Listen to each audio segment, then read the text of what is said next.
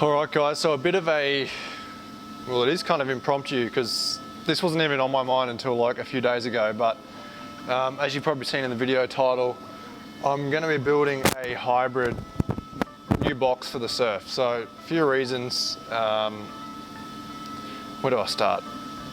First of all, I know that the clutch is kind of getting towards the end of its life, so I had to think, because I've got the R150 that's got a taller first and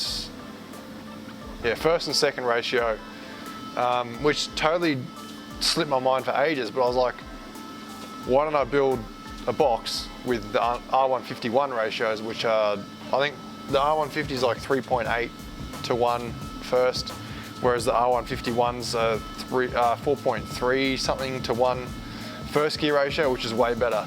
So why do I want to do that? Well, if you remember the last kind of video series where we're out at Nunes, Lithgow area, the Surf just has no torque down low, so trying to crawl out of stuff, it was just impossible. So changing that first gear ratio, that's like an 18% torque increase or lower gearing, which I did the numbers and Ben also did the numbers via a really cool little spreadsheet that he's got. And essentially with the bigger tyres and you know, all the gearing, etc., it should feel exactly like my high-ace van, which is behind me, and that is geared really nicely. So we'll run through this and what I've got and what the plan is, and give you guys a quick kind of rundown on how to tear one of these down and also build it back up. So what we have here is a R150 gearbox. So the R150 and the R151 are basically the same thing, but just with different ratios, first and second, I'm pretty sure. And maybe a few slight other variances. So this is out of a 4Runner, I think. I bought this cheap just for spares, because I knew that I wanted to build the box, because my box first gear pops out and I feel like the shifter kind of overextends. There's something not right about it, so I've kind of wanted to build a box up and have it ready for when the clutch does get done, that I can just drop a new box in. So I've had this sitting on the shelf for a while, and then recently I picked up a R151 from a 105 series base model with the 1HZ, I think. That had a blown third gear, which we'll go have a look at in a sec. I bought that for the transfer case because I'm going to do a transfer case for the HF1 and HF2 for like the 80s, 70s, you know, most of the Land Cruisers. So that's why I got that.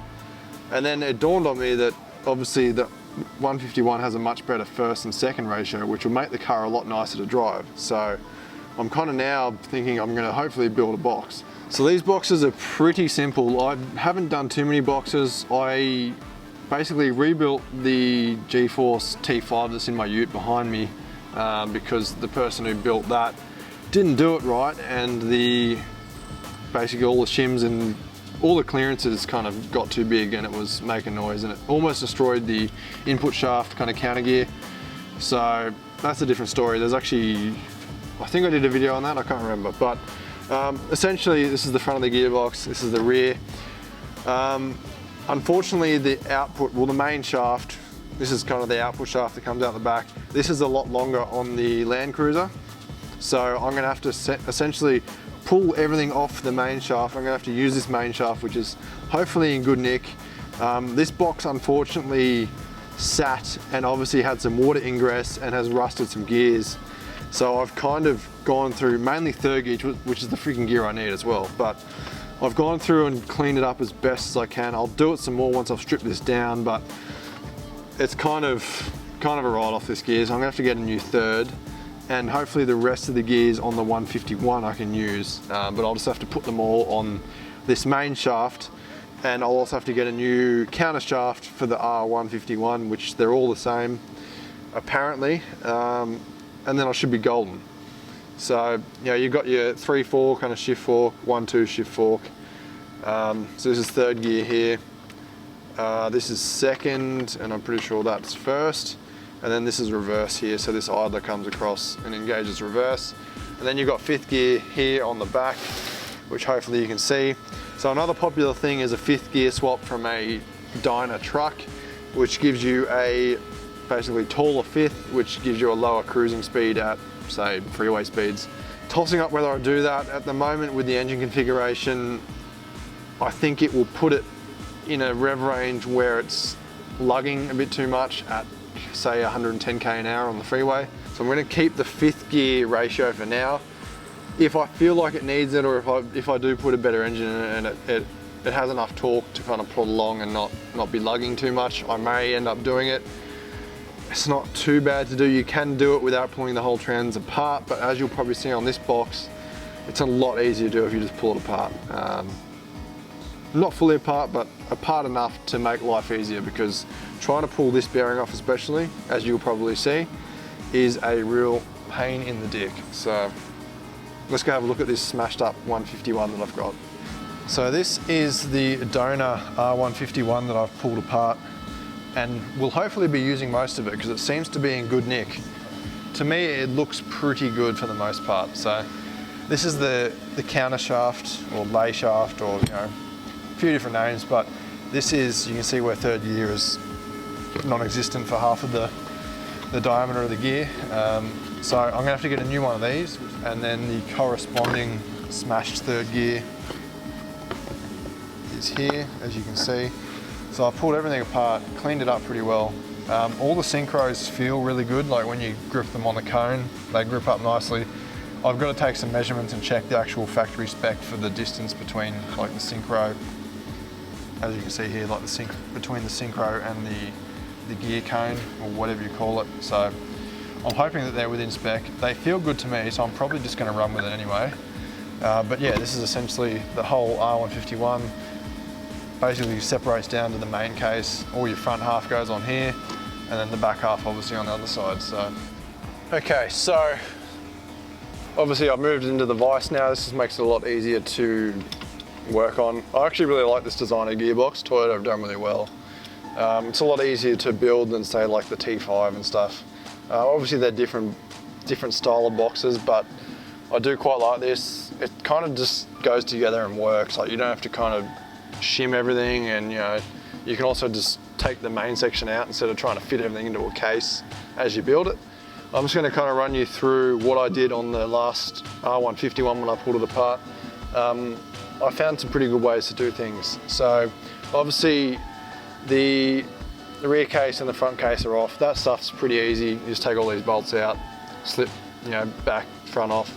That's pretty much it. Depending on what model, you may have to disconnect the shifter, which is either usually a bolt or a roll pin that you've got to punch out, but it's really easy. So once you've done that, you're obviously left with the gear set.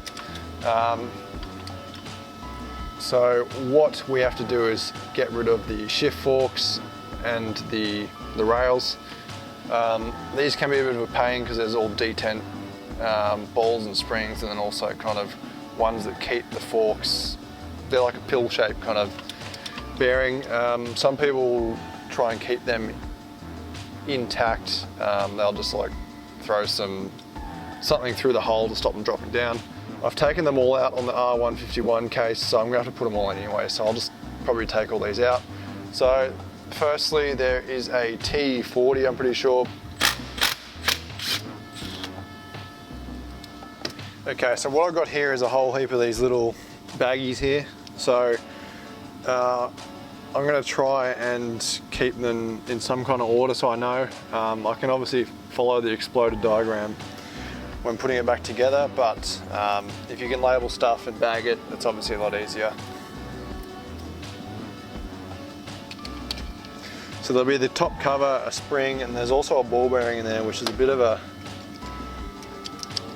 bugger to get out. So what we'll do now is take the 3/4 shift fork off the rod, and we're going to remove this snap ring here, and then it will just slide back out that way, and then hopefully can grab that ball bearing out, and then we'll move on to the next rail.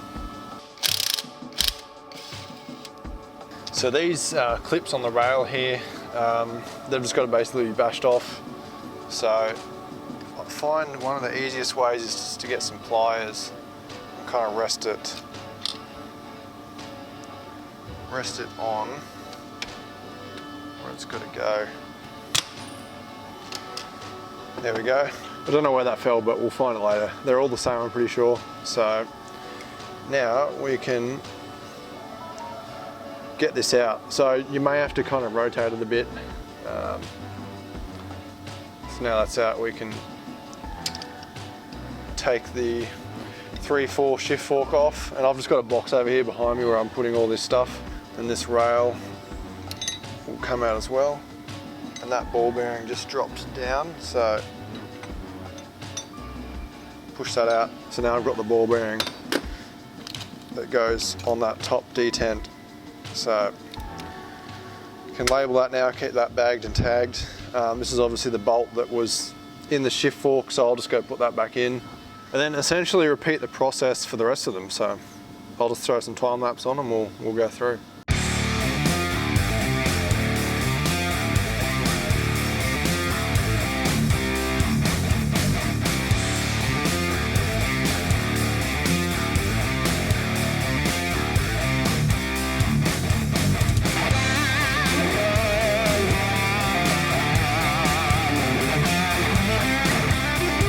So on the 5th gear here, there's a little roll pin, so we've just got to get a suitable size pin punch.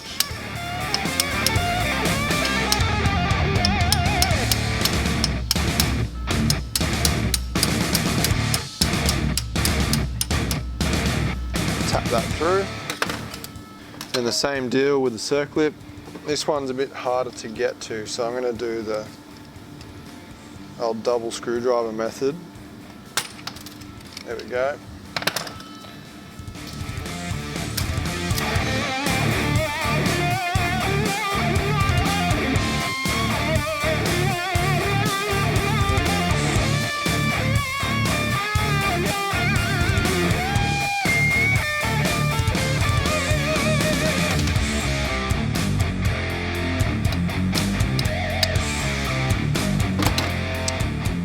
So what I'll do is put that roll pin back in there, just so everything kind of goes back and I don't lose things.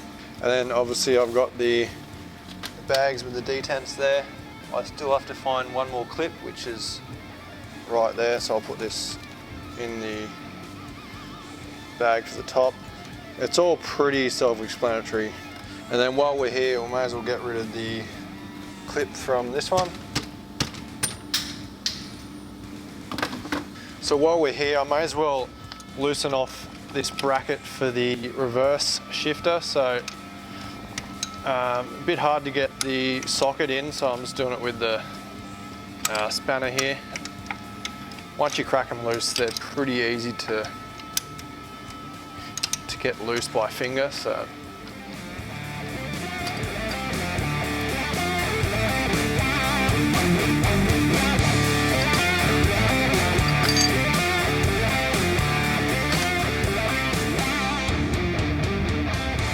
So the reverse shifter arm is out, and like all the others, I've just bagged and tagged all the stuff for that. So I think that's all the small stuff that's kind of accounted for now. So I'll go put this in the box behind me and we can get on to pulling out the gear train. Okay, so usually you would kind of pull this bearing off. 5th gear sometimes is kind of pressed tight or it's loose. The 151 was loose, but the bearing was super tight. But surprisingly, this spacer here was also loose. I don't know whether there was some kind of movement on the shaft that's kind of shifted everything, but it really shouldn't because there's circlips. But this thing would not come off with a conventional puller. I tried a couple of methods. So what I ended up doing, which worked really well, was, actually I'll just show you. So first up, get rid of the snap ring on the counter shaft, and also no, we probably don't need to get rid of that one yet. We'll get rid of this one and we'll basically pull this assembly off. I'm pretty sure it's just this one that's got the tight fit. So they're a bit of a dicky one, these. It's kind of too big to get pliers around.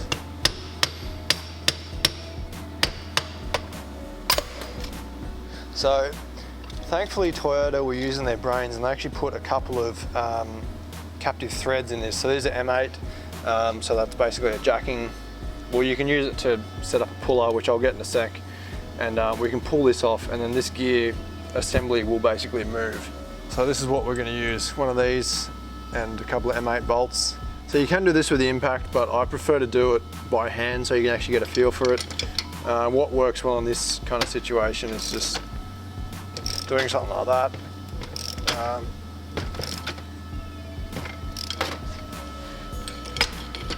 Can be a little bit awkward, but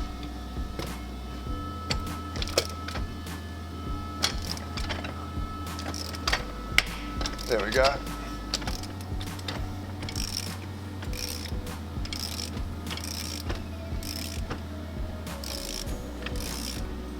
There we go.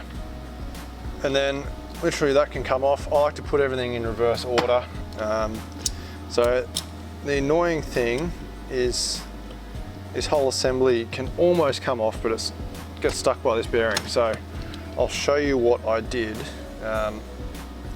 Essentially, the next thing is to take these 4 bolts out and basically take off the circlips for these bearings so that we can take this shaft out. So then that, with a bit of finesse, just by kind of juggling around, be able to get that out. So that is the rear kind of bearing retainer for the main shaft, I suppose. Okay, so now that we've done that, this reverse gear shaft can now come out because that was held in by that retaining plate. So we'll take that out, put it over there, one less thing to fall out. So the next thing is we can get in now and take these circlips off. So they're not very strong, these ones. They're usually relatively easy to get off.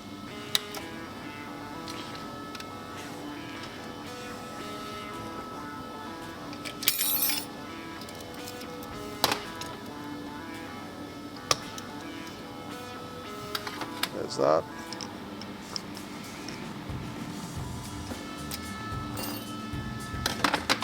Okay, so now that all those circlips are off, we can essentially tap this counter shaft out.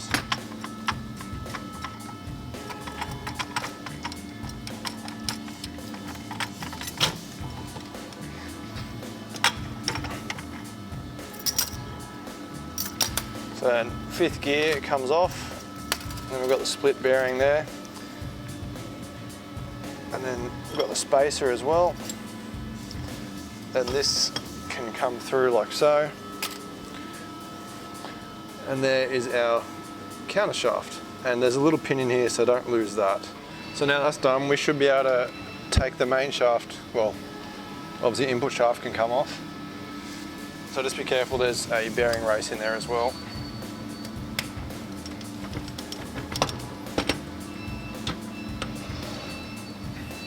Then main shaft like that. So what we'll do, we'll just take the gears that come off frontwards, so just another circlip on here.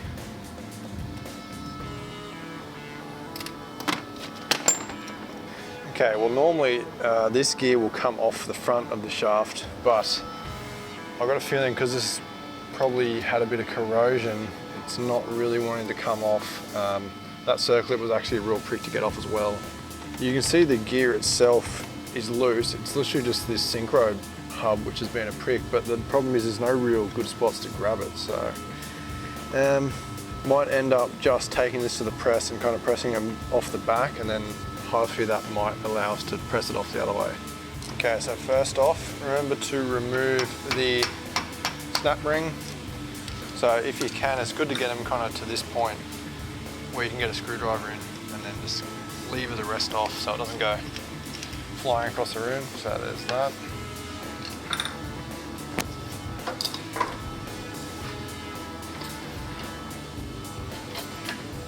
So obviously, as you can see, I've got it supported under the gear.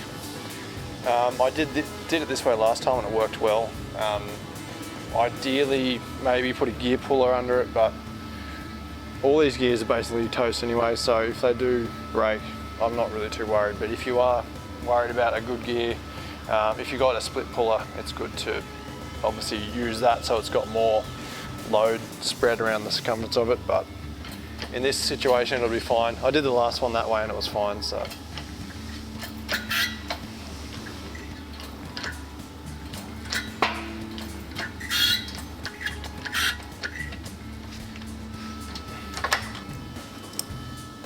So there we go. And then another pin in there, so remember not to lose that. So what we'll do next up, we'll keep working in the same direction. So there's another split ring here, so just kind of open that up.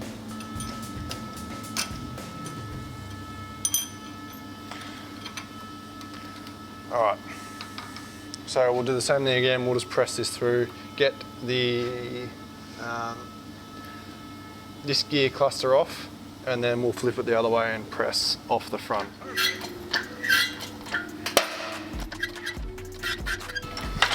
So then there's that bearing goes in there, so we'll keep that all as a cluster for now.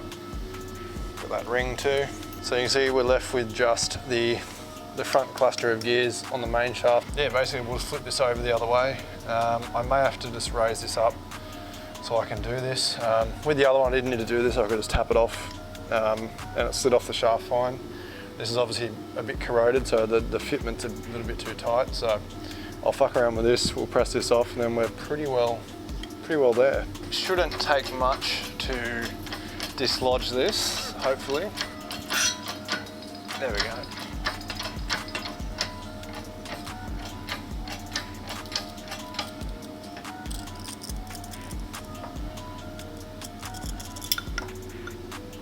So there we go. One main shaft and all the gear and synchro assemblies pressed off. So this is the part that I'm going to need for my box. I still need to inspect it and make sure that it's salvageable. It looks okay, but yeah, fingers crossed. Right guys, so you can see the main shaft differences. So this was the R151 that was out of the Land Cruiser, which is obviously a good chunk longer, probably about 90 mil by the looks of it. And then this is the R150, which suits the Hilux. So this is the shaft that I'm going to be using and stacking all the good gears on, which is basically the reverse of what I've just done. I'll probably end up using the R151 middle plate and most of the R151 stuff. There are some improvements by the look. So this tray is off the 151. This kind of went under the counter shaft, so it's obviously to improve oiling or stop splashing. Not sure exactly why, but it's obviously been done for a reason. It's a newer model, so I'm guessing this is a revision, and you know, they wouldn't go to this trouble if it's for no reason. So I'm going to take their word, and we'll put this back in. This may even fit. Oh yeah, it does look like it actually has provision for it. So maybe because of this fork here, I'm not sure. But yeah, that's them. Everything's looking good, which is promising. So then the only thing left with the counter gear, I'm not going to be using this counter gear because this is obviously the other half of the ratio. So I need to use the counter gear for the R151, which as far as I'm aware, it's the same for all the R151s, whether it's Hilux, Land Cruiser, etc. So I'm gonna have to get one of them. I'll probably get some new bearings, but really all there is to do with this is press a bearing off, and that's it. It's all fixed gears, so nothing more to do there. And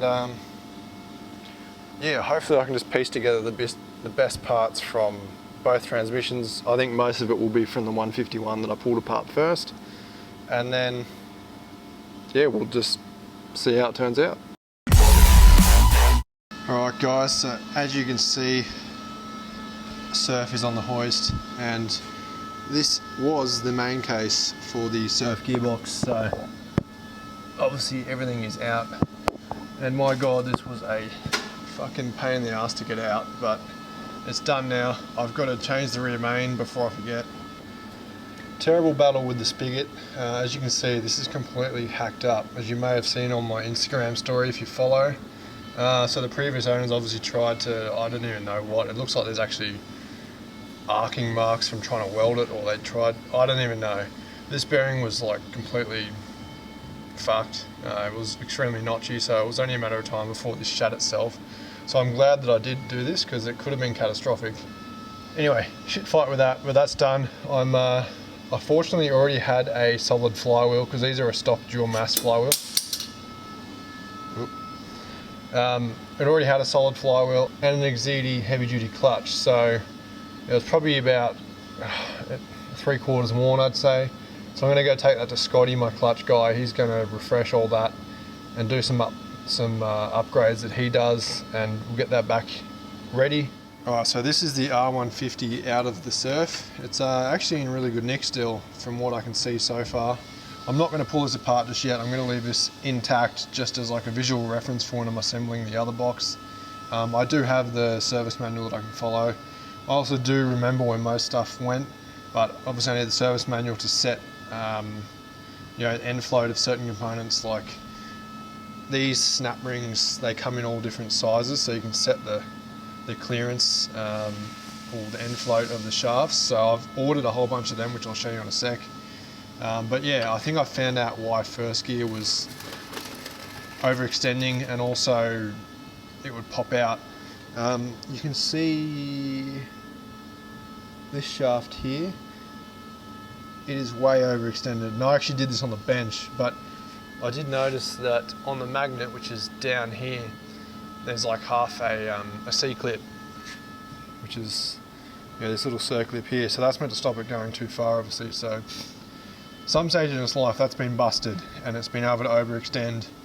And I was just testing it on the bench, and now it's way overextended and kind of popped the synchro hub apart. So I'll have to pull this out, fix that. But pretty much if I put a new circlip on that, I think it'd be good. But just a few differences that I can notice straight away on this box in particular.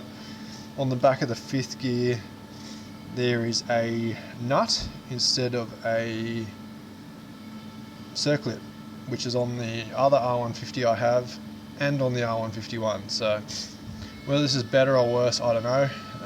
It's obviously easier to set the end float and everything with a nut, I suppose. So much of a muchness, but everything feels good. Like there's maybe a tiny bit of play in that spacer. The R151, there was a fair bit of play. The R150, that was tight. So I do have basically all the different size shims, well, circlips for these, so I can tighten it up if needs be. But all the gear train looks pretty good. There goes some more of that synchro, I think. But yeah, it'd be good to see what other differences there are. I'm guessing the synchro hubs are probably slightly different. With these will have the spring, the traditional kind of spring clips, whereas the R151 has a different style, which you'll see when we go to assemble it. So yeah, I might move this off the bench and I'll show you what I've got. So just for reference, this is all of the stuff I got with this order. I've actually got another one coming with more flower bolts, clutch bolts, some seals for the extension housing and the transfer case, which is over there. Just all new seals for everything. So that should be here probably tomorrow or Monday next week. Then I can put everything back together. Okay, so the first thing that I needed was a new counter shaft. So you can see that it's brand spanking new. This is the R151 counter shaft. So this has got the lower gearing. So this is obviously, I guess, the lay shaft, counter shaft, cluster shaft, whatever you want to call it. These have got all the fixed gears on them. So if you're changing gear ratios, you have to change this because they obviously need to intermesh. So there's that. Massive thanks to the guys at Parts Souk or Parts SOUQ.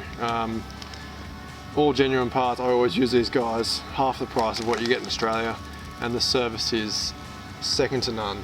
Yeah, a few miscellaneous seals, clips, a shitload of C-clips. So I've collated a list of which ones are for what part.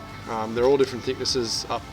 I think they go in like 50 micron increments or something like that. A few bearings for ones that needed to be replaced. Benny came out the other week and we just went through everything, and he put his kind of precision engineer's eye over everything. There were a couple of bearings that were questionable. I could have got away with all of them, but you know, for the sake of 20 bucks, actually these were like 10 bucks each, so figured why not. Got a new gearbox mount. That's from Online Auto Parts in Australia. They're also legends. Got a new third gear. So this is the mate to the third gear counter shaft. So this one goes on the main shaft, as you'll see and probably remember. No, actually that's for Ben. That's a cable for his Prado. And just seals. As much stuff as I could get. I then forgot to add flywheel bolts and all that stuff, so I've done another order. That'll be here in a day or two, but yeah. Alright, so as I mentioned, Ben came the other week and we basically went through and checked a whole bunch of dimensions. In the owner's manual, there is a list of all the stuff, so we've already kind of checked this dimension that was within spec. I've also checked all the synchros and everything, which I'll show you once we get to doing the synchros, just how to check it and what kind of the spec is. But the one thing I didn't check was the run out on the shaft. So as you can see, I've got the dial indicator set up, and it's just between my press plates. They've thankfully got this little kind of leg on them, so I'm just going to rotate this through. So the manual says between, well, 0.06 mil is the maximum run out. So I'll just try to zero this off. There we go, so we're at 0. Don't know if you can see this, but that's 0.05. Yeah, so we're seeing, I'd say probably 0.04 mil run out. So that is well within spec. Might sound like a lot, but it's not. You'd never pick it up by eye, only with the dial indicator. But yeah, a few times around, that's looking pretty constant. So yeah, I'd say 0.5 tops, more like 0.4. 0.04 I should say. So that's good. Alright guys, so I figure I'll just give you a quick rundown on the clutch. It's nothing special. Well, no, it's not really anything special, not compared to what I'm normally doing with my other performance cars, but I'll just give you kind of a rundown on what the old one was like and what I've got for the new one. So let's have a look. Alright, so thankfully I already had a single mass flywheel. So these, if you don't know, are a dual mass flywheel. This one has been converted, which is, according to Scotty at Western Clutch, where I always go for my clutches, he was saying these are an absolute pain in the ass to do, and you can see these kind of bird shit welds. These really shitty welds, so they've kind of hacked this up, trying to get the ring gear off the old one. I think it's better off using an LN106 flywheel, but essentially he's skimmed this, the step on the outside edge here, that was at 15 thou, it needed to be down to 20 thou, so he skimmed that, obviously skimmed this, so that's all good. And then the old clutch, I've got the old clutch plate, but we threw the old pressure plate in the bin because it was shit. So basically, Scotty picked it up and he looked at it and he's like, oh, this is all right. And it was, the number on it was showing that it was a heavy duty Exedi. But then when we put it on the machine, because I was telling Scotty, I said, mate, it doesn't feel right. It feels too soft. There's just something not right about it, which is what I was saying to you guys as well. I just kind of knew that something wasn't right. So it gives me more kind of pleasure pulling the box out just to check this over.